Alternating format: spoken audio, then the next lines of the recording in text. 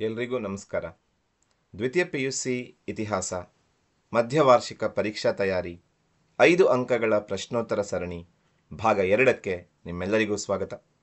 ಈಗಾಗಲೇ ಭಾಗ 1ರಲ್ಲಿ 5 ಪ್ರಮುಖ ಪ್ರಶ್ನೆಗಳನ್ನು ಚರ್ಚೆ ಮಾಡಿದ್ದೀವಿ. ಅಭೂತಪೂರ್ವವಾದಂತಹ ಪ್ರೋತ್ಸಾಹವನ್ನು ನೀವೆಲ್ಲದಕ್ಕೆ ನೀಡಿದ್ದೀರ. ಈಗ ಮತ್ತೈದು ಪ್ರಶ್ನೆಗಳನ್ನು ಚರ್ಚೆ ಮಾಡೋಣ. ಮೊದಲನೆಯ ಪ್ರಶ್ನೆ, ಚೋಳರ ಗ್ರಾಮಾಡಳಿತವನ್ನು ವಿವರಿಸಿ. ಚೋಳರು ಗ್ರಾಮಾಡಳಿತಕ್ಕೆ ವಿಶ್ವವಿಖ್ಯಾತಿಯನ್ನೇ ಪಡ್ಕೊಂಡಿದ್ರು. ಗ್ರಾಮ ಸ್ವಾಯತ್ತತೆಯನ್ನು ನೀಡಿದರು. ಗ್ರಾಮಗಳಿಗೆ ಸ್ವತಂತ್ರವಾಗಿ ಆಡಳಿತ ಮಾಡೋದಕ್ಕೆ ಅವಕಾಶವನ್ನು ಕೊಟ್ಟಿದ್ದರು. ಉತ್ತರ ಮೇರೂರು ಶಾಸನ ಹೇಳುವ ಪ್ರಕಾರ ಉತ್ತರ ಮೇರೂರು ಗ್ರಾಮದಲ್ಲಿ ಗ್ರಾಮಾಡಳಿತವನ್ನು ವ್ಯವಸ್ಥೆ ಮಾಡಿದರು. ತಾವೇ ಆಯ್ಕೆ ಮಾಡಿಕೊಂಡಂತಹ ಪ್ರತಿನಿಧಿಗಳ ಮೂಲಕ ಆಡಳಿತ ಕಾರ್ಯ ನಡೀತಿತ್ತು. ಉತ್ತರ ಮೇರೂರು ಶಾಸನ 1ನೇ ಪರಾಂತಕನಿಗೆ ಸಂಬಂಧಪಟ್ಟಿದ್ದು. ಚೋಳರ ಗ್ರಾಮಾಡಳಿತದ ವಿವರವಾದಂತಹ ದಾಖಲೆ ನಮಗೆ ಉತ್ತರ ಮೇರೂರು ಗ್ರಾಮದಲ್ಲಿ ಸಿಗುತ್ತೆ. 1 ಅಂಕಕ್ಕೆ ಕೂಡ ಕೇಳ್ತಾರೆ, ಚೋಳರ ಗ್ರಾಮಾಡಳಿತವನ್ನು ವಿವರಿಸುವ ಶಾಸನ ಯಾವುದು ಅಂತ. ಅದು ಉತ್ತರ ಮೇರೂರು ಶಾಸನ. ತಾವೇ ಆಯ್ಕೆ ಮಾಡಿಕೊಂಡಂತಹ ಪ್ರತಿನಿಧಿಗಳ ಮೂಲಕ ಆಡಳಿತ. ಇಂದಿನ ಪ್ರಜಾಪ್ರಭುತ್ವದ ಮೂಲ ರೂಪವನ್ನು ನಾವಿಲ್ಲಿ ಕಾಣಬಹುದು.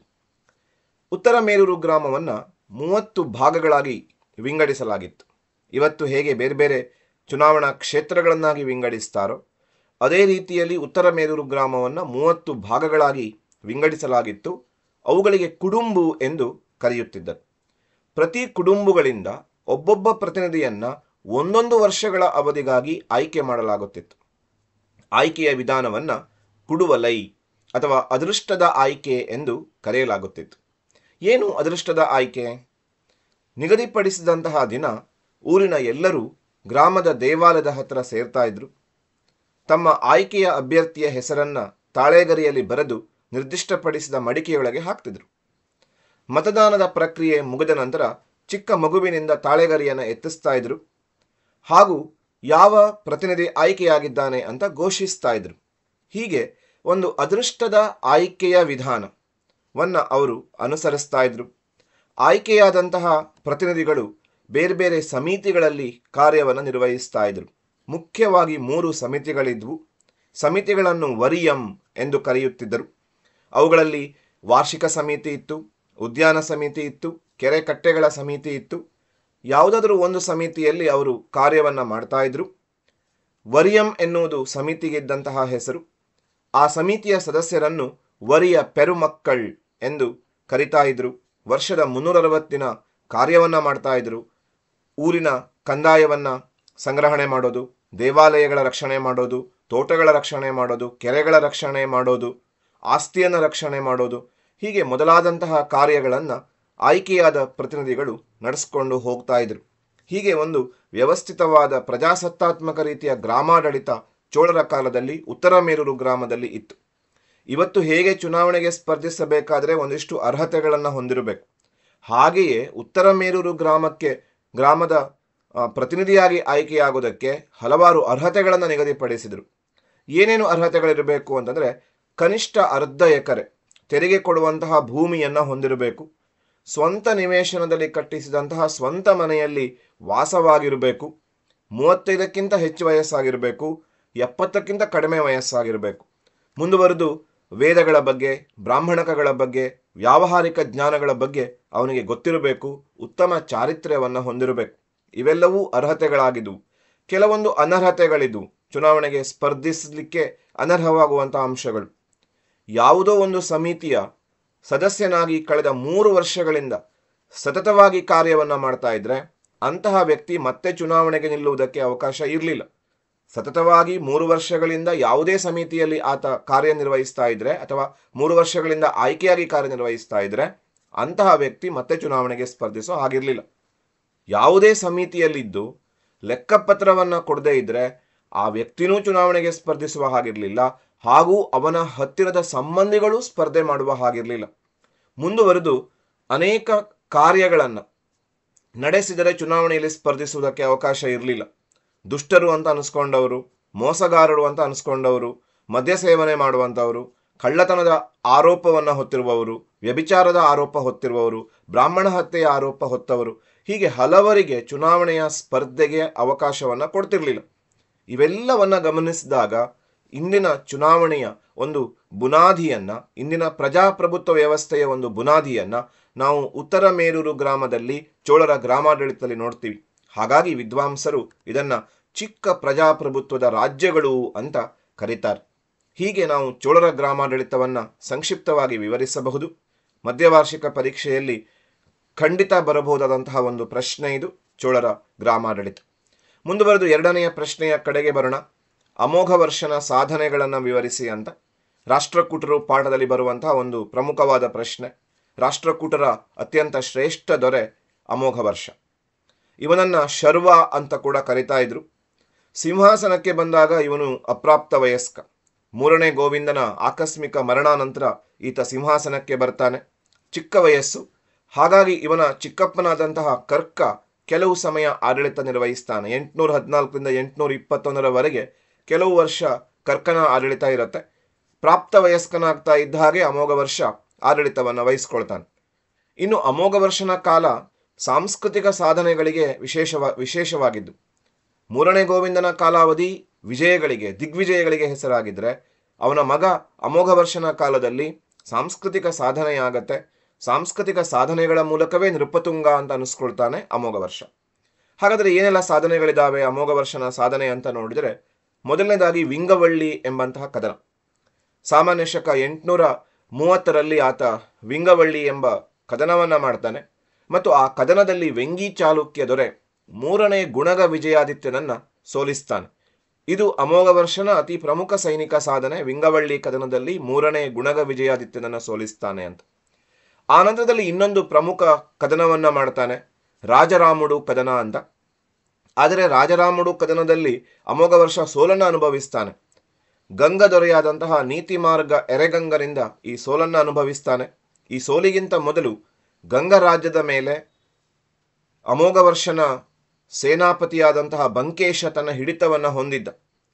ಆದರೆ ನೀತಿಮಾರ್ಗ ಎರೆಗಂಗನ ಕಾಲದಲ್ಲಿ ಬಂಕೇಶನ ಹಿಡಿತ ಕೈತಪ್ಪುತ್ತೆ ಹಾಗೂ ರಾಜರಾಮುಡು ಕಾಳಗವನ್ನು ಮಾಡಬೇಕಾಗತ್ತೆ ಅಮೋಘ ವರ್ಷ. ಈ ಕದನದಲ್ಲಿ ಅಮೋಘ ವರ್ಷ ಸೋಲ್ತಾನೆ. ಈ ಸೋಲಿನ ನಂತರ ಆತ ತನ್ನ ರಾಜನೀತಿಯಲ್ಲಿ ಬದಲಾವಣೆ ಮಾಡಿಕೊಳ್ತಾನೆ.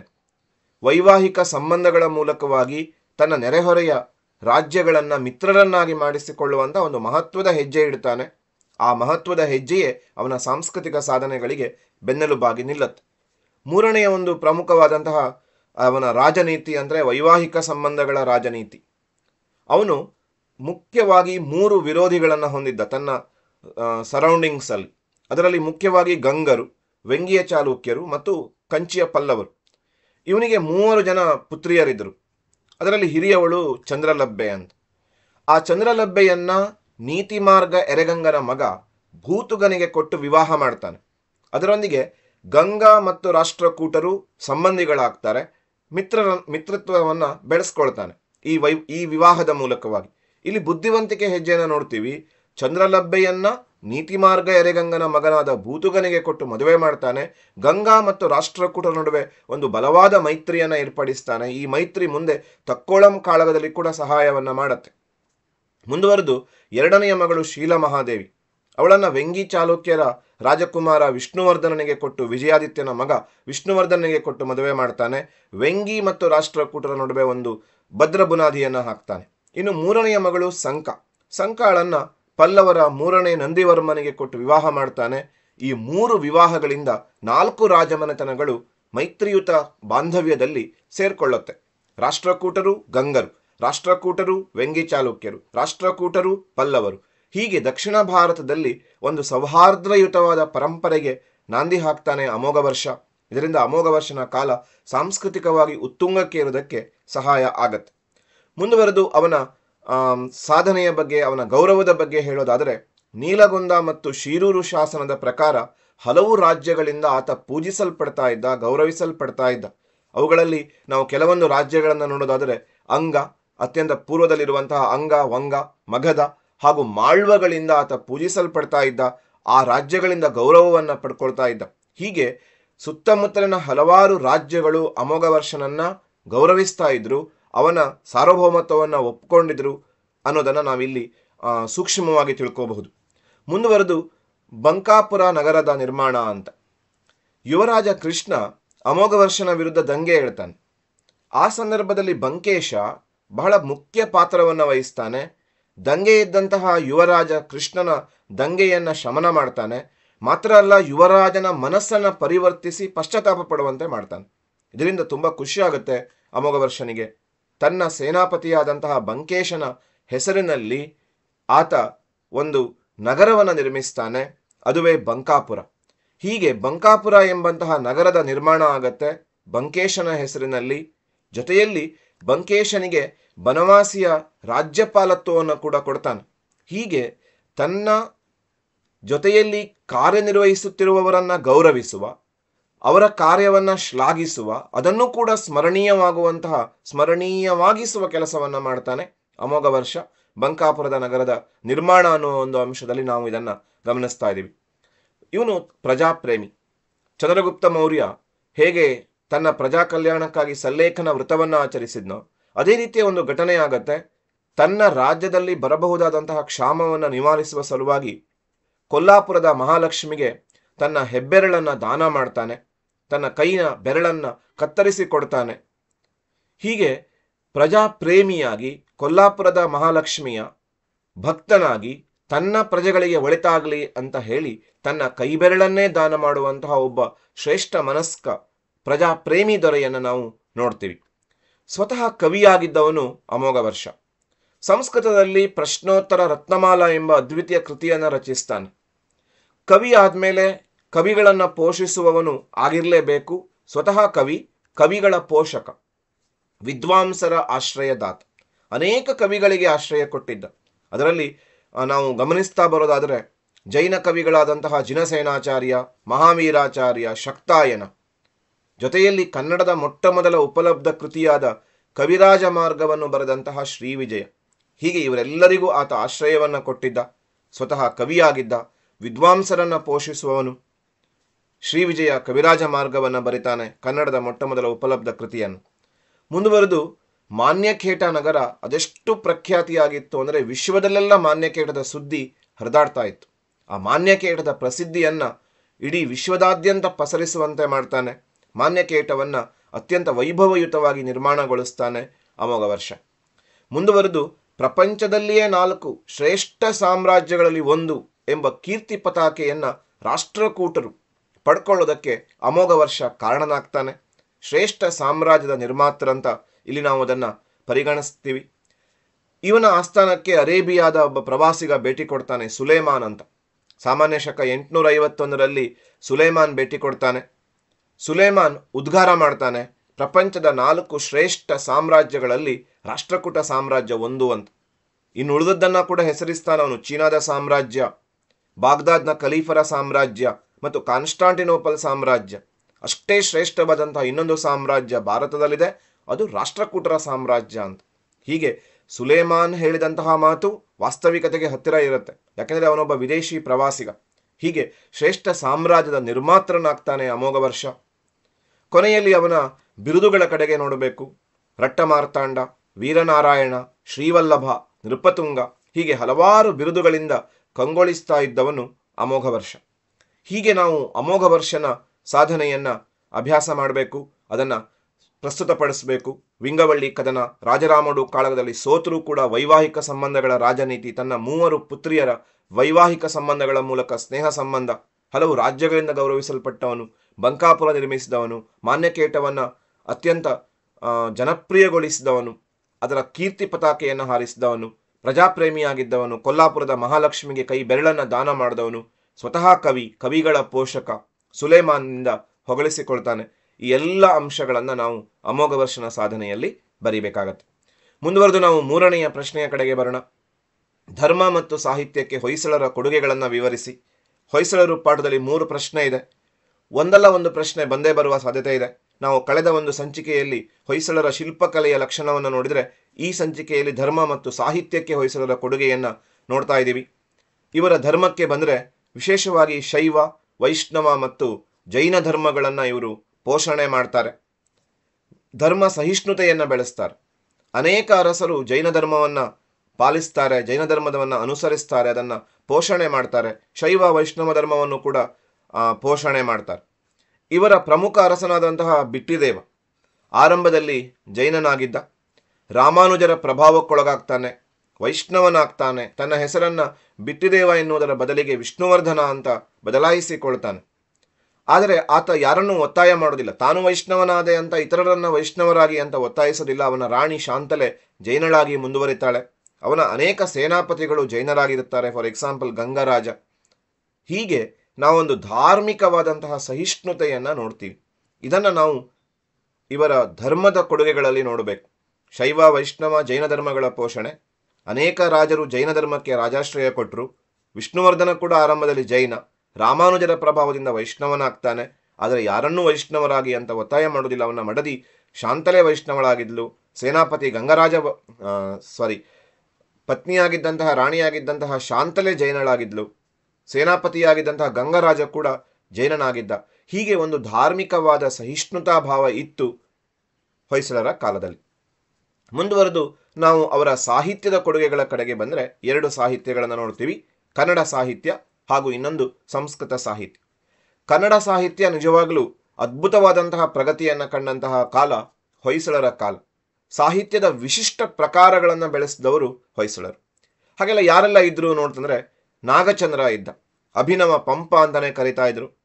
ರಾಮಚಂದ್ರ ಚರಿತ ಪುರಾಣ ಮತ್ತೆ ಮಲ್ಲಿನಾಥ ಪುರಾಣವನ್ನು ಬರೆದಂತಹ ಶ್ರೇಷ್ಠ ಕವಿ ನಾಗಚಂದ್ರ ಹೊಯ್ಸಳರ ಕಾಲದಲ್ಲಿದ್ದ. ಮುಂದುವರೆದು ರಾಜಾದಿತ್ಯ, ಗಣಿತ ಕ್ಷೇತ್ರಕ್ಕೆ ಅದ್ಭುತ ಕೊಡುಗೆಯನ್ನು ಕೊಟ್ಟವನು. ಕ್ಷೇತ್ರಗಣಿತ, ವ್ಯವಹಾರ ಗಣಿತ, ಲೀಲಾವತಿ ಎಂಬಂತಹ ಗ್ರಂಥಗಳನ್ನು ಬರೆದವನು ರಾಜಾದಿತ್ಯ. ಆ ನಂತರದಲ್ಲಿ ನಯಸೇನನ ಧರ್ಮಾಮೃತ ಕೃತಿ, ರಾಘವಾಂಕ, ಅದ್ಭುತವಾದಂತಹ ಕಾವ್ಯವನ್ನು ಬರಿತಾನೆ, ಹರಿಶ್ಚಂದ್ರ ಕಾವ್ಯ, ಸಿದ್ಧರಾಮ ಪುರಾಣಗಳನ್ನು ಬರೆದಂತಹ ರಾಘವಾಂಕ, ಹಾಗೂ ಹರಿಹರ, ರಗಳೆಗಳ ಕವಿ ಅಂತಲೇ ಪ್ರಸಿದ್ಧನಾದವನು. ಗಿರಿಜಾ ಕಲ್ಯಾಣ, ಪಂಪಶತಕ, ಶಿವಾಕ್ಷರ ಮಾಲೆಗಳನ್ನು ಬರೆದಂತಹ ಹರಿಹರ. ಕವಿ ಚಕ್ರವರ್ತಿಗಳಲ್ಲಿ ಒಬ್ಬನಾದಂತಹ ಜನ್ನ, ಅವನ ಯಶೋಧರ ಚರಿತ, ಅನಂತನಾಥ ಪುರಾಣ, ವ್ಯಾಕರಣಕ್ಕೆ ಶ್ರೇಷ್ಠ ಕೊಡುಗೆ ಕೊಟ್ಟ ಕೇಶಿರಾಜ, ಅವನ ಶಬ್ದಮಣಿ ದರ್ಪಣ. ಹೀಗೆ ಅನೇಕ ಅದ್ಭುತವಾದಂತಹ ಸಾಹಿತ್ಯ ಕನ್ನಡದಲ್ಲಿ ಸೃಷ್ಟಿಯಾಗತ್ತೆ. ನಾವು ನೆನಪಿಟ್ಕೊಳ್ಳೇಬೇಕಾದಂತಹ ಅನೇಕ ಹೆಸರುಗಳು ಇಲ್ಲಿವೆ. ಜನ್ನನಂತಹ ಕವಿ ಚಕ್ರವರ್ತಿ ಯಶೋಧರ ಚರಿತೆಯನ್ನು ಬರಿತಾನೆ. ನಾಗಚಂದ್ರನಂತಹ ಒಬ್ಬ ಶ್ರೇಷ್ಠ ಕವಿ ಅಭಿನವ ಪಂಪನಾಗಿ ರಾಮಚಂದ್ರ ಚರಿತ ಪುರಾಣವನ್ನು ಬರಿತಾನೆ. ಗಣಿತ ಕ್ಷೇತ್ರಕ್ಕೆ ಕೊಡುಗೆಯನ್ನು ಕೊಡ್ತಾರೆ.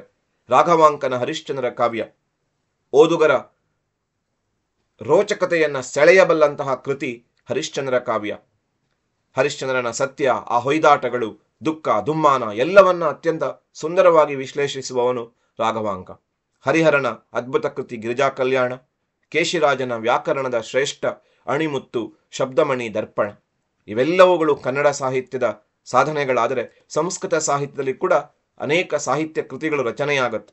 ಅದರಲ್ಲಿ ಬಹಳ ಮುಖ್ಯವಾಗಿ ತ್ರಿವಿಕ್ರಮ ಪಂಡಿತನ ಉಷಾಹರಣ, ನಾರಾಯಣ ಪಂಡಿತನ ಮಾಧವ ವಿಜಯ ಮತ್ತು ಮಣಿಮಂಜರಿ, ಹಾಗೂ 3ನೇ ಸಕಲ ವಿದ್ಯಾ ಚಕ್ರವರ್ತಿಯ ರುಕ್ಮಿಣಿ ಕಲ್ಯಾಣ. ಇವು ಸಂಸ್ಕೃತದಲ್ಲಿ ಅತ್ಯಂತ ಶ್ರೇಷ್ಠ ಸಾಹಿತ್ಯ ಕೃತಿಗಳು ಅನಿಸ್ಕೊಳ್ಳುತ್ತೆ. ಹೀಗೆ ಹೊಯ್ಸಳರು ಧರ್ಮ ಮತ್ತು ಸಾಹಿತ್ಯಕ್ಕೆ ಕೊಡುಗೆಯನ್ನು ಕೊಡ್ತಾರೆ. ಕನ್ನಡ ಸಾಹಿತ್ಯ ತನ್ನ ಉನ್ನತ ಸ್ಥಿತಿಯನ್ನು ತಲುಪಿದಂತಹ ಕಾಲ ಇದಾಗಿತ್ತು. ಅನೇಕ ವಿಶಿಷ್ಟ ಸಾಹಿತ್ಯ ಪ್ರಕಾರಗಳು, ಸಾಹಿತ್ಯಗಳು ರಚನೆಯಾಗುತ್ತೆ.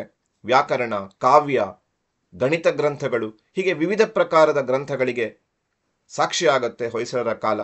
ಸಂಸ್ಕೃತ ಸಾಹಿತ್ಯದಲ್ಲಿ ಕೂಡ ಪೋಷಣೆ ಆಗತ್ತೆ.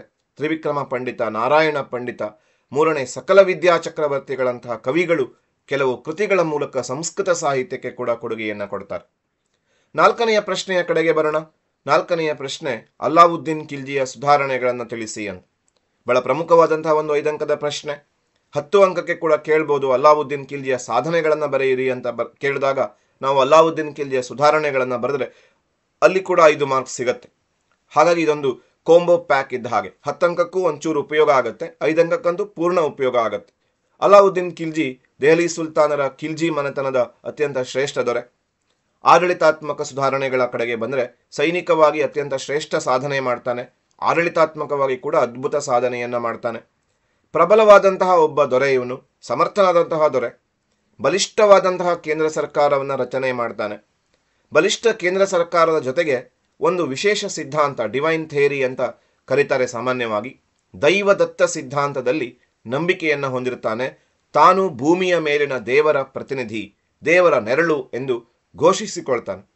ಆ ಮೂಲಕವಾಗಿ ಪ್ರಜೆಗಳಲ್ಲಿ ಆಳುವ ವರ್ಗದ ಕಡೆಗೆ ಒಂದು ಭಯ ಭಕ್ತಿಯನ್ನು ಮೂಡಿಸುವ ಕೆಲಸವನ್ನು ಮಾಡ್ತಾನೆ ಅಲಾವುದ್ದೀನ್ ಖಿಲ್ಜಿ. ಬಲಿಷ್ಠ ಕೇಂದ್ರ ಸರ್ಕಾರ, ದೈವದತ್ತವಾದ ಸಿದ್ಧಾಂತದಲ್ಲಿ ನಂಬಿಕೆ, ದೇವರ ನೆರಳು ಎಂಬ ಪ್ರತಿಪಾದನೆ. ಬಹಳ ಮುಖ್ಯವಾಗಿ ಅಂದು ದೆಹಲಿ ಸುಲ್ತಾನರ ಆಸ್ಥಾನ ಸಂಚುಗಳ ಆಗರ ಆಗಿತ್ತು. ಆ ಸಂಚುಗಳಿಗೆ ಕಾರಣಗಳನ್ನು ಕಂಡುಹಿಡಿತಾನೆ, ಅದನ್ನು ದಮನ ಮಾಡ್ತಾನೆ. ಬಹಳ ಅದ್ಭುತವಾದಂತಹ ದೂರಾಲೋಚನೆ ಮತ್ತು ಮುತ್ಸದ್ದಿತನವನ್ನು ನಾವಿಲ್ಲಿ ಅಲಾವುದ್ದೀನ್ ಖಿಲ್ಜಿಯಲ್ಲಿ ಕಾಣ್ತೀವಿ. ಆತ ಸರದಾರರು ಮತ್ತು ಅಧಿಕಾರಿಗಳು ಪರಸ್ಪರ ವೈವಾಹಿಕ ಸಂಬಂಧಗಳ ಮೂಲಕ ಪ್ರಬಲರಾಗಿ ರಹಸ್ಯ ದಂಗೆಗಳನ್ನು ನಡೆಸ್ತಾ ಇದ್ರು. ಅನೇಕ ಸಲ ದಂಗೆಗಳ ಮೂಲಕವಾಗಿ ರಾಜನ ಸ್ಥಾನಕ್ಕೆ ಕುತ್ತು ತರ್ತಾ ಇದ್ರು. ಹಾಗಾಗಿ ಆತ ಮಾಡಿದ ಮೊದಲ ಕೆಲಸ ಸರದಾರ ಮತ್ತು ಅಧಿಕಾರಿಗಳ ವೈವಾಹಿಕ ಸಂಬಂಧ, ಅವರ ರಹಸ್ಯ ಸಭೆ, ಅವರ ಔತಣಕೂಟ ಇವೆಲ್ಲವನ್ನ ರದ್ದು ಮಾಡ್ತಾ ದಂಗೆಗಳ ಮೂಲವನ್ನೇ ಬೇರು ಸಮೇತ ಕಿತ್ತಾಕ್ತಾನೆ. ಇನ್ನು ಮುಂದುವರೆದು ಆತ ಈ ನಡುವೆನು ಕಣ್ಣು ತಪ್ಪಿಸಿ ಏನಾದರೂ ಮದುವೆ, ರಹಸ್ಯ ಮಾತುಕತೆ ನಡೀಬಾರದು ಅನ್ನೋ ಉದ್ದೇಶಕ್ಕೆ ಗೂಢಾಚಾರರನ್ನು ನೇಮಿಸ್ತಾನೆ. ಗೂಢಾಚಾರರನ್ನ ಕಠಿಣವಾಗಿ ಶಿಕ್ಷಿಸ್ತಾನೆ. ಒಂದು ವೇಳೆ ಅವರು ಸೂಕ್ತ ಮಾಹಿತಿ ಕೊಡೋದು ವಿಳಂಬ ಆದರೆ ಕಠಿಣ ಶಿಕ್ಷೆ ಕೊಡೋ ಮೂಲಕ ಗೂಢಾಚಾರರು ಅತ್ಯಂತ ಚುರುಕಾಗಿ ಕೆಲಸ ಮಾಡುವ ಹಾಗೆ ಮಾಡ್ತಾನೆ. ಗೂಢಾಚಾರರನ್ನು ನೇಮಿಸ್ತಾನೆ. ಆಡಳಿತದಲ್ಲಿ ಧಾರ್ಮಿಕ ಮುಖಂಡರಾದಂತಹ ಉಲೇಮರ ಹಸ್ತಕ್ಷೇಪವನ್ನು ನಿಲ್ಲಿಸ್ತಾನೆ. ಮದ್ಯಪಾನವನ್ನು ನಿಷೇಧಿಸ್ತಾನೆ. ಜೂಜಾಟವನ್ನು ನಿಷೇಧಿಸ್ತಾನೆ. ಈ ಮೂಲಕವಾಗಿ ಆಡಳಿತಕ್ಕೊಂದು ಶಿಸ್ತು ತರ್ತಾನೆ ಅಲಾವುದ್ದೀನ್ ಖಿಲ್ಜಿ. ಮುಂದುವರೆದು ನಾವು ಸೈನಿಕ ಸುಧಾರಣೆಗಳ ಕಡೆಗೆ ಬರಬೇಕು. ಬಲಿಷ್ಠ ಸೈನ್ಯ, ಬಹಳ ಸ್ಥಾಯಿ ಸೈನ್ಯ, ಸ್ಥಿರವಾದಂತಹ ಸೈನ್ಯವನ್ನು ಕಟ್ತಾನೆ ಅಲಾವುದ್ದೀನ್ ಖಿಲ್ಜಿ. ಯಾಕೆಂದರೆ ಅವನ ದಿಗ್ವಿಜಯಗಳಿಗೆ ಬೃಹತ್ ಸೈನ್ಯ ಬೇಕಿತ್ತು. ಆತ ಉತ್ತರದ ದಂಡಯಾತ್ರೆ ಮಾಡ್ತಾನೆ. ದಕ್ಷಿಣ ಭಾರತದ ಮೇಲೆ ಕೂಡ ದಂಡಯಾತ್ರೆ ಮಾಡಿದ ಮೊದಲ ಮುಸ್ಲಿಂ ದೊರೆಯವನು. ಹಾಗೆ ಪ್ರಬಲವಾದಂತಹ ಸೈನ್ಯವನ್ನು ಕಟ್ತಾನೆ. ಬಹಳ ವಿಶೇಷವಾಗಿ ಕುದುರೆಗಳ ಕಳ್ಳ ವ್ಯಾಪಾರವನ್ನು ತಡೆಯುವುದಕ್ಕೆ ಆತ ಕುದುರೆಗಳಿಗೆ ಮುದ್ರೆ ಹಾಕುವ ಪದ್ಧತಿಯನ್ನು ತರ್ತಾನೆ. ಅದನ್ನು ಧಾಗ್ ಹಾಕುವ ಪದ್ಧತಿ ಅಂತ ಕರೀತಾರೆ. ಏನು ಸೈನ್ಯದ ಕುದುರೆಗಳಿದ್ವು, ಬಹಳ ಪ್ರಮುಖವಾದಂತಹ ಹಾಗೂ ಬಹಳ ಮುಖ್ಯವಾದಂತಹ ಅರೇಬಿಯಾದ, ಪರ್ಷಿಯಾದ ತಳಿಯ ಕುದುರೆಗಳು, ಅವುಗಳನ್ನು ಮಾರದಿರುವಂತೆ, ಸೈನಿಕರು ಬೇರೆಯವರಿಗೆ ಮಾರದೇ ಇರುವಂತೆ ತಡೆಯೋ ಸಲುವಾಗಿ ಅವುಗಳಿಗೆ ಮುದ್ರೆ ಹಾಕುವ ಪದ್ಧತಿ, ಧಾಗ್ ಹಾಕುವ ಪದ್ಧತಿ, ಈ ಮೂಲಕ ಕುದುರೆಗಳ ವ್ಯಾಪಾರವನ್ನು, ಕಳ್ಳ ವ್ಯಾಪಾರವನ್ನು ತಡೆಯುವಂತಹ ಒಂದು ಪದ್ಧತಿಯನ್ನು ತರ್ತಾನೆ. ಆನಂತರ ಸೈನಿಕರ ನಕಲಿ ಹಾಜರಾತಿ ತಪ್ಪಿಸಬೇಕು ಅಂತ ಹೇಳಿ ವಿವರಣಾತ್ಮಕವಾದಂತಹ ಹಾಜರಾತಿ ವಹಿ ನಿರ್ವಹಿಸ್ತಾನೆ. ಸೈನಿಕರು ಪ್ರತಿಕ್ಷಣವೂ ಅಲರ್ಟ್ ಆಗಿರುವ ಹಾಗೆ ನೋಡ್ಕೊಳ್ಬೇಕು, ಅವರು ಸದಾ ಯುದ್ಧಕ್ಕೆ ಸನ್ನದ್ಧರಾಗುವಂತೆ ನೋಡ್ಕೋಬೇಕು ಅನ್ನೋದು ಅವನ ಉದ್ದೇಶ ಆಗಿರುತ್ತೆ. ಕುದುರೆಗಳ ಮಾರಾಟವನ್ನು, ಕಳ್ಳ ವ್ಯಾಪಾರವನ್ನು ತಡಿತಾನೆ.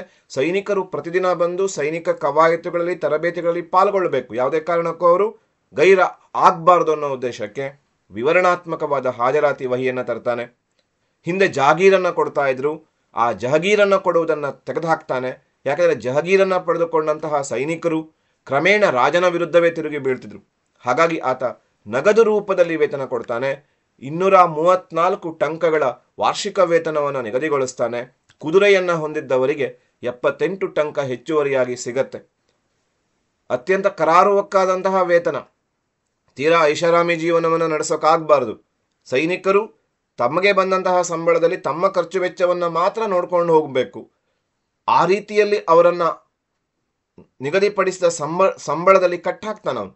ಆ ಮೂಲಕ ಸೈನಿಕರು ಪ್ರತಿ ವರ್ಷನೂ ತಮ್ಮ ಕಾರ್ಯವನ್ನು ಉತ್ತಮವಾಗಿ ಮಾಡ್ಕೊಂಡು ಹೋಗಬೇಕು ಅನ್ನೋದು ಇದರ ಹಿಂದಿನ ಉದ್ದೇಶ ಆಗಿತ್ತು. ಬಹಳ ಮುಖ್ಯವಾದಂತಹ ಒಂದು ಮುತ್ಸದ್ದಿ ವಿಚಾರ ಅಂದರೆ ಸೈನಿಕರ ನೇಮಕಾತಿಗಾಗಿ ಆತ ಒಬ್ಬ ಅಧಿಕಾರಿಯನ್ನು ನೇಮಿಸ್ತಾನೆ.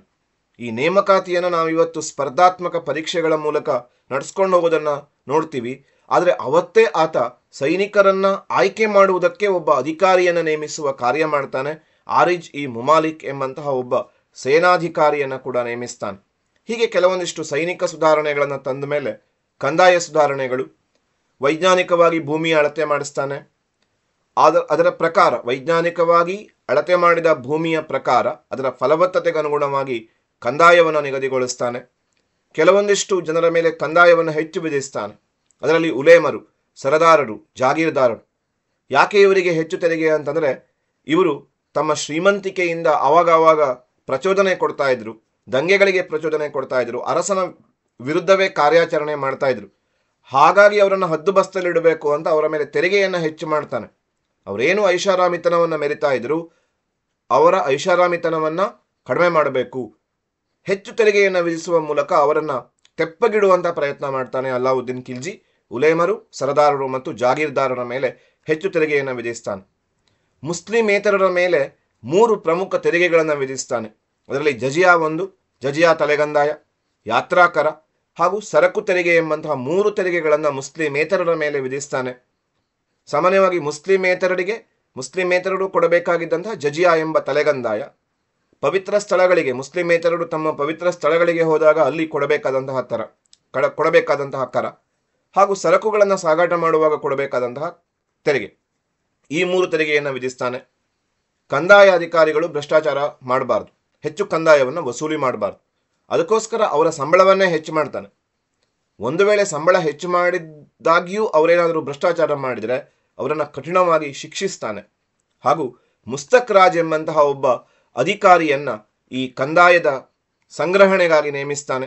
ನಾವು ಆಗಲೇ ನೋಡಿದ್ವಿ, ಕಂದಾಯ ಅಧಿಕಾರಿಗಳು ತಪ್ಪು ಮಾಡಿದರೆ ಕಠಿಣ ಶಿಕ್ಷೆ ವಿಧಿಸ್ತಾ ಇದ್ದ, ಹೆಚ್ಚು ಕಂದಾಯ ವಸೂಲಿ ಮಾಡಿದರೆ ಕೂಡ ಕಠಿಣ ಶಿಕ್ಷೆ ವಿಧಿಸ್ತಾ ಇದ್ದ. ಆ ಮೂಲಕವಾಗಿ ರೈತರಿಗೆ, ಯಾರೇನು ಕಂದಾಯ ಕೊಡ್ತಾ ಇದ್ರು ರೈತರು, ಅವರನ್ನು ಕೂಡ ರಕ್ಷಿಸುವ ಒಂದು ಕಾಳಜಿಯನ್ನು ನಾವಿಲ್ಲಿ ನೋಡ್ತೀವಿ.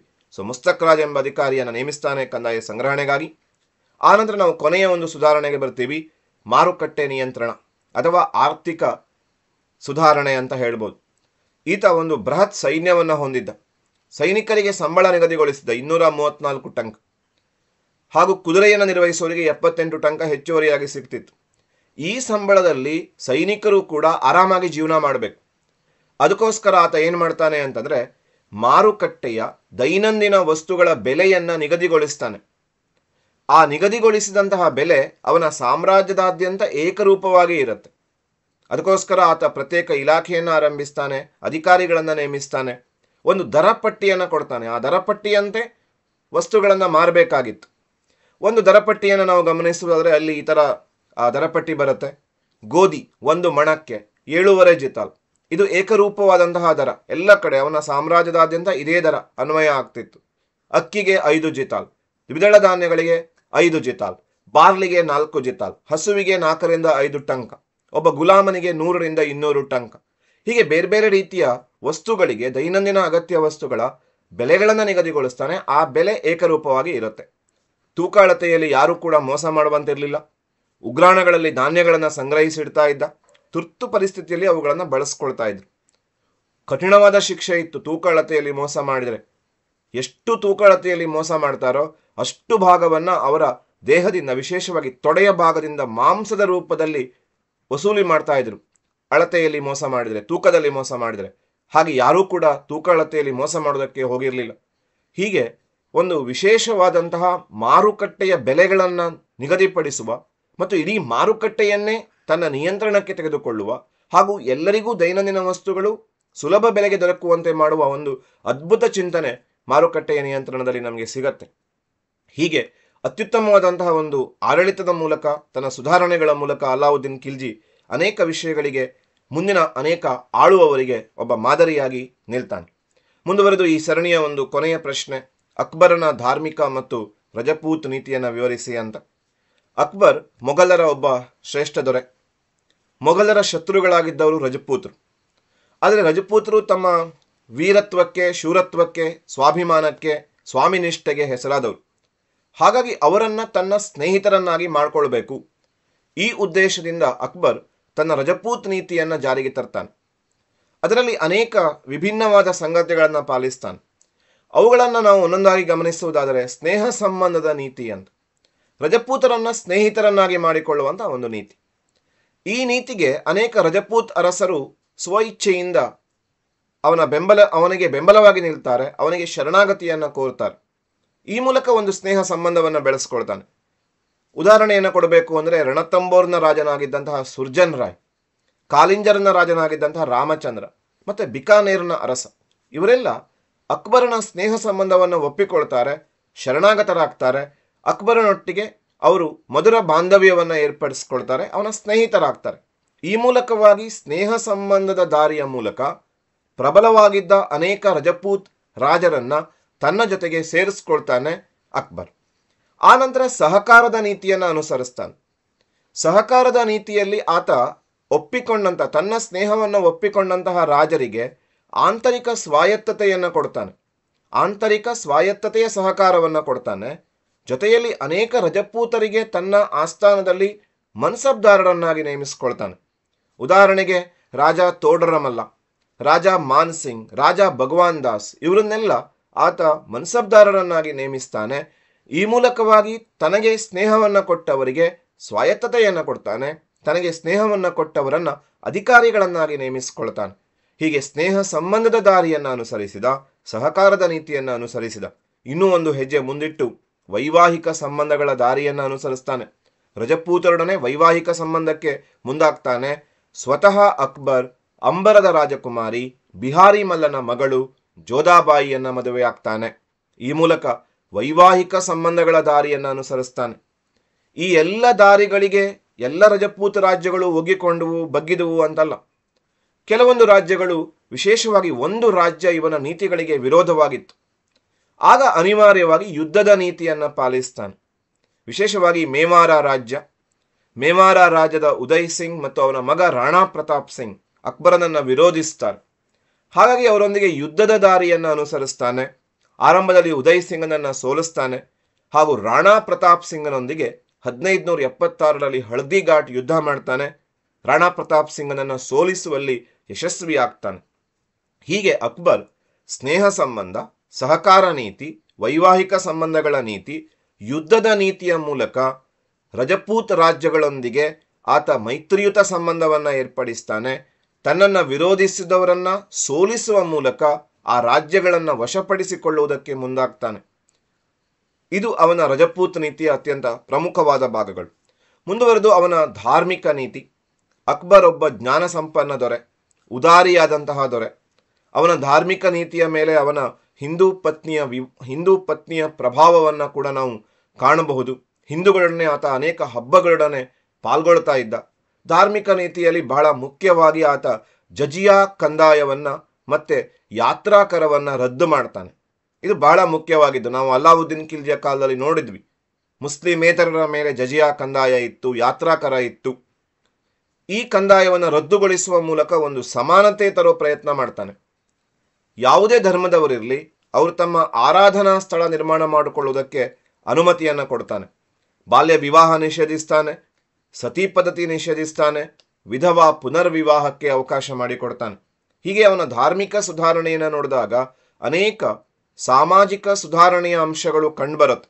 ಸಮಾಜದಲ್ಲಿದ್ದಂತಹ ಬಾಲ್ಯ ವಿವಾಹ, ಸತಿ ಪದ್ಧತಿ ಇವುಗಳನ್ನು ನಿಷೇಧಿಸೋದಕ್ಕೆ ಪ್ರಯತ್ನಿಸ್ತಾನೆ. ವಿಧವೆಯರ ಪುನರ್ವಿವಾಹಕ್ಕೆ ಅವಕಾಶ ಮಾಡಿಕೊಡ್ತಾನೆ.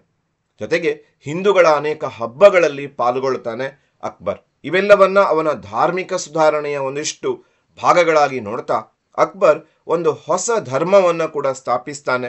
ದೀನ್ ಇ ಇಲಾಹಿ ಎಂಬಂತಹ ಒಂದು ಹೊಸ ಧರ್ಮ, ಸರ್ವರಿಗೂ ಶಾಂತಿ ಎಂಬ ತತ್ವವನ್ನು ಒಳಗೊಂಡಂತಹ ಧರ್ಮವಾಗಿತ್ತು ದೀನ್ ಇ ಇಲಾಹಿ. ಹಾಗಾದರೆ ದೀನ್ ಇ ಇಲಾಹಿಯನ್ನ ಹೇಗೆ ಸ್ಥಾಪನೆ ಮಾಡ್ದ, ಅದಕ್ಕೆ ಬೇಕಾದಂತಹ ಸಿದ್ಧತೆಗಳನ್ನು ಏನು ಮಾಡ್ಕೊಂಡಿದ್ದ ಅಂತ ನೋಡೋದಾದ್ರೆ, ಆತ ಒಂದು ಚರ್ಚಾ ಮಂದಿರವನ್ನ ಅಥವಾ ಪ್ರಾರ್ಥನಾ ಮಂದಿರವನ್ನ ಸ್ಥಾಪಿಸ್ತಾನೆ. ಅದಕ್ಕೆ ಇಬಾದತ್ ಖಾನಾ ಅಂತ ಕರೀತಾರೆ. ಇಬಾದತ್ ಖಾನಾ ನಿರ್ಮಿಸಿ ಎಲ್ಲ ಪ್ರಮುಖ ಧರ್ಮಗಳ ಮುಖಂಡರನ್ನ ಅಲ್ಲಿ ಕರೆಸ್ತಾನೆ. ಹಿಂದೂ ಧರ್ಮದ ಮುಖಂಡರು, ಕ್ರೈಸ್ತ ಧರ್ಮದ ಮುಖಂಡರು, ಇಸ್ಲಾಂ ಧರ್ಮದ ಮುಖಂಡರು, ಬೌದ್ಧ ಧರ್ಮದ ಮುಖಂಡರು, ಜೈನ ಧರ್ಮದ ಮುಖಂಡರು, ಫಾರ್ಸಿ ಧರ್ಮದ ಮುಖಂಡರು, ಹೀಗೆ ಬೇರೆ ಬೇರೆ ಧರ್ಮದ ಮುಖಂಡರನ್ನ ಕರೆಸ್ತಾನೆ ಇಬಾದತ್ ಖಾನಾಕ್ಕೆ. ಅಲ್ಲಿ ಚರ್ಚೆ ನಡೆಸ್ತಾನೆ. ಎಲ್ಲಾ ಧರ್ಮಗಳ ಒಳ್ಳೆಯ ಅಂಶಗಳನ್ನು ಕ್ರೋಢೀಕರಣ ಮಾಡಿ ದೀನ್ ಇ ಇಲಾಹಿ ಎಂಬ ಹೊಸ ಧರ್ಮವನ್ನು ಸ್ಥಾಪಿಸ್ತಾನೆ. ಸರ್ವರಿಗೂ ಶಾಂತಿ ಎಂಬಂತಹ ಒಂದು ತತ್ವವನ್ನು ಅದು ಒಳಗೊಂಡಿರುತ್ತೆ. ಹಾಗಾದ್ರೆ ದೀನ್ ಇ ಇಲಾಹಿಯಲ್ಲಿ ಏನೆಲ್ಲ ಪ್ರಮುಖ ಅಂಶಗಳಿದ್ವು? ಅಗ್ನಿಯನ್ನ ಪೂಜೆ ಮಾಡಬೇಕಾಗಿತ್ತು, ಎಲ್ಲಾ ಧರ್ಮಗಳನ್ನ ಗೌರವಿಸಬೇಕಾಗಿತ್ತು, ಎಲ್ಲಾ ಧರ್ಮದವರೊಂದಿಗೆ ಸೇರಿ ಹುಟ್ಟುಹಬ್ಬವನ್ನ ಆಚರಿಸಬೇಕಿತ್ತು, ವೃದ್ಧ ಸ್ತ್ರೀಯನ್ನ ಅಥವಾ ಅಪ್ರಾಪ್ತ ಬಾಲಕಿಯನ್ನ ಮದುವೆಯಾಗಬಾರ್ದಿತ್ತು. ಹೀಗೆ ಕೆಲವೊಂದು ಪ್ರಮುಖ ಅಂಶಗಳನ್ನು ಒಳಗೊಂಡಿತ್ತು ದೀನ್ ಇ ಇಲಾಹಿ. ಆದರೆ ಅಕ್ಬರ್ ಯಾರನ್ನ ಕೂಡ ತನ್ನ ಹೊಸ ಧರ್ಮವನ್ನ ಸೇರಬೇಕು ಅಂತ ಒತ್ತಾಯ ಮಾಡಲಿಲ್ಲ. ಹಾಗಾಗಿ ಈ ಧರ್ಮ ಅಕ್ಬರನ ಮರಣದೊಂದಿಗೆ ತನ್ನ ಪ್ರಾಮುಖ್ಯತೆಯನ್ನ ಕಳ್ಕೊಳ್ಳುತ್ತೆ. ಒಟ್ಟಾರೆ ಎಲ್ಲ ಧರ್ಮೀಯರನ್ನ ಒಂದುಗೂಡಿಸ್ಕೊಂಡು ಹೋಗಬೇಕು, ಧಾರ್ಮಿಕ ಸಮಾನತೆಯನ್ನು ತರಬೇಕು ಎನ್ನುವ ಒಂದು ಮಹತ್ವಾಕಾಂಕ್ಷೆಯಿಂದ ಆತ ದೀನ್ ಇ ಇಲಾಹಿ ಧರ್ಮವನ್ನು ಸ್ಥಾಪನೆ ಮಾಡಿದ್ದ. ಎಲ್ಲ ಧರ್ಮಗಳ ಒಳ್ಳೆಯ ಅಂಶಗಳನ್ನು ಒಳಗೊಂಡಿತ್ತು. ಆದರೆ ಯಾರನ್ನೂ ಒತ್ತಾಯ ಮಾಡದೇ ಇದ್ದರಿಂದ ಆ ಧರ್ಮ ನಿಧಾನವಾಗಿ ಅಕ್ಬರನ ಮರಣಾನಂತರ ಕಣ್ಮರೆಯಾಯಿತು. ಹೀಗೆ ಅಕ್ಬರ್ ದ ಗ್ರೇಟ್ ಅನಿಸ್ಕೊಂಡಿರುವಂತಹ ಅಕ್ಬರ್ ಮಹಾಶಯ ತನ್ನ ರಜಪೂತ್ ನೀತಿಯ ಮೂಲಕ ಇದುವರೆಗೆ ಮೊಘಲ್ ದೊರೆಗಳು ಅನುಸರಿಸದ ಹೊಸ ವಿಧಾನವನ್ನು ಅನುಸರಿಸ್ತಾನೆ. ರಜಪೂತರನ್ನ ಸ್ನೇಹಿತರನ್ನಾಗಿ ಮಾಡ್ಕೊಳ್ತಾನೆ ಹಾಗೂ ತನ್ನ ಸಾಮ್ರಾಜ್ಯಕ್ಕೆ ಅವರನ್ನ ಆಧಾರ ಸ್ತಂಭವನ್ನಾಗಿ ಪರಿವರ್ತಿಸ್ಕೊಳ್ತಾನೆ. ತನ್ನ ಧಾರ್ಮಿಕ ನೀತಿಯ ಮೂಲಕ ಒಂದು ಸಮಾನತೆ ತರುವ ಪ್ರಯತ್ನವನ್ನ ಮಾಡ್ತಾನೆ. ಹೀಗೆ ನಾವು ಈ ಒಂದು ಸರಣಿಯಲ್ಲಿ 5 ಪ್ರಮುಖ ಪ್ರಶ್ನೆಗಳನ್ನು ಚರ್ಚೆ ಮಾಡಿದ್ದೀವಿ. ಎಲ್ಲ ಪ್ರಶ್ನೆಗಳು ಮುಖ್ಯವೇ. ಬಹುತೇಕ ಎಲ್ಲ ಪ್ರಶ್ನೆಗಳು ಕೂಡ ಪರೀಕ್ಷೆಗೆ ಬರುವಂತಹ ಸಾಧ್ಯತೆ ಇದೆ. ಇವೆಲ್ಲವನ್ನ ಚೆನ್ನಾಗಿ ಅಧ್ಯಯನ ಮಾಡಿ ನಿಮ್ಮ ಮಧ್ಯವಾರ್ಷಿಕ ಪರೀಕ್ಷೆ ಚೆನ್ನಾಗಾಗಲಿ. Good luck. Thank you.